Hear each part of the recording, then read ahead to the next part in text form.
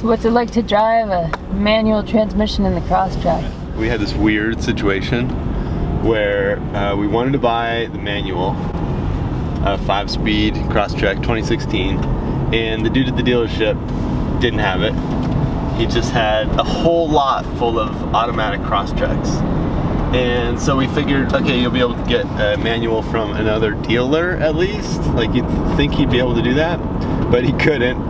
And we searched other dealers, we couldn't find one.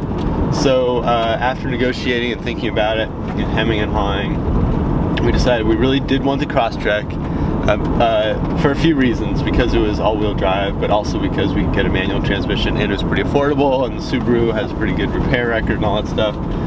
And we liked it more than the Jeep and the very few other options we had for a manual.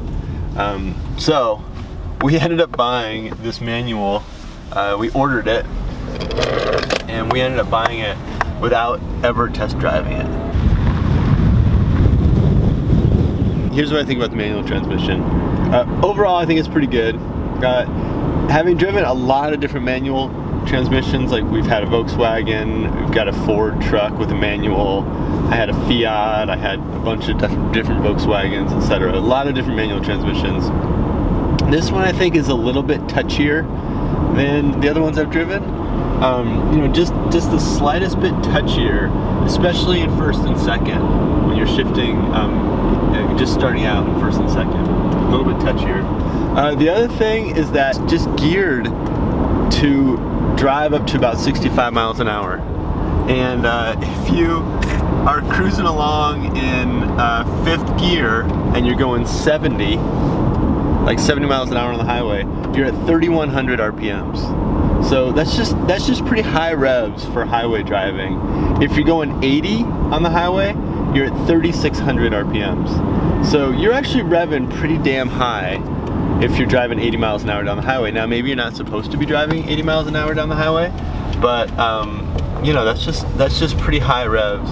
This might sound like a small thing, but this rubbery knob just has a horrible feel. I'm definitely going to replace this guy with a better knob, and I think it just screws off, but I haven't done that yet. It does have this characteristic where it kind of maintains its RPMs and momentum when you pull your foot off the accelerator. So like right now I'm in 4th gear, I'm going about 45, and I'm at like 2,500 RPMs. And if I pull my foot off the accelerator, it just kind of keeps that momentum, and you know, doesn't just immediately feel like you've downshifted into 4th gear. So overall, I'd say I'm pretty happy with the manual transmission. We've had some pretty big snow this past week, and it's been very nice to be able to you know, downshift when you want to and really just control the car a lot more than you can with an automatic. With that said, you know, it's not the best manual transmission I've ever had, and the biggest downside I would say is just that gear ratio thing. On the highway, you're just burning up the high RPMs, and that ends up being a bummer.